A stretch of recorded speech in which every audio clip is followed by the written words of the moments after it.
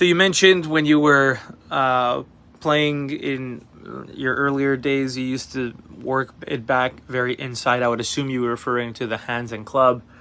And, you used to get obviously a little bit deeper and flatter, and then you would come down a little bit steeper on the ball. I will say, I actually think your hip movement is the biggest concern you have, but it's not what you think. You mentioned your hips outrace your chest, and, it's one of those situations where you feel as though you get stuck in that scenario, obviously, and so you're trying not to let that happen.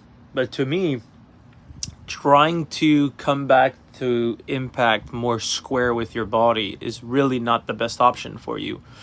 In fact, I actually think your hips, the reason why they look like they get spun out in front of the chest is actually because they're not loaded enough in the backswing first, and that actually creates a big domino effect that you struggle with. And not only that, but if we got the hips moving better in the backswing, we'll actually get the hands and club working back more inside, and that actually solves two problems in one. And that's the fun part about the golf swing, is sometimes we can work on one thing and it can cure 2-3 others at once. So setup position looks really good, nice balanced, nothing really that is concerning to me. Obviously the hands and club work very vertical here, so you're going to see when I put a circle down where the hands are.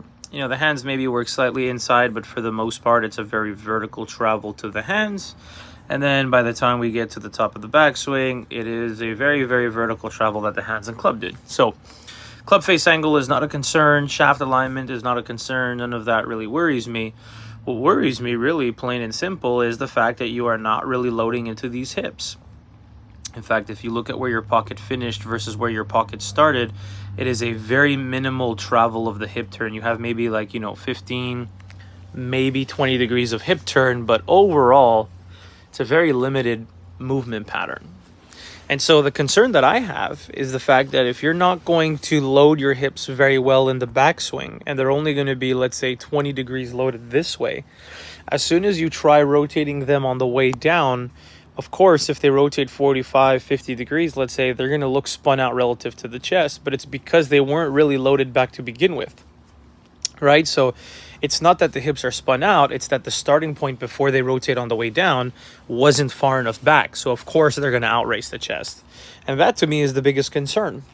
Now, the reason why I believe this can actually fix two problems in one is because if we get your hips more open on the backswing, we can get the hand path deeper on the backswing, and you can actually solve both of those problems. Meaning, rather than trying to work the club back inside, if we rotate the hips back, the hands naturally are also going to move deeper because everything gets connected with the body, and we can actually get the arm structure a little bit flatter, which for you would actually help you. Simple reason for this is because you actually rotate really well on the way down, right? But the problem is, if your hands weren't far enough back to begin with, right? Meaning not over the heels of your feet, but, a little bit more, let's say, over the arch of the foot. And then on top of that, you rotate well on the way down. Well, of course, by the time you get to impact these hips, they're going to look spun out relative to the chest, and you're going to come down very steep. And when you come down very steep, first of all, it becomes too big of a fade, which I'm not crazy about. But then also, when it's a very vertical shaft coming down and it swings really left, you'll see a lot of toe strikes usually from the player, and you'll see the hands and club exit almost too low and left. So all of that, believe it or not, can be traced back to the fact that you very simply just don't load into the hips well enough, and so the hands can't work back inside unless you manufacture it yourself. And believe it or not, we can get rid of the toe strikes, and we can get rid of everything else, and we can reduce the fade to a more slight controllable one really easily.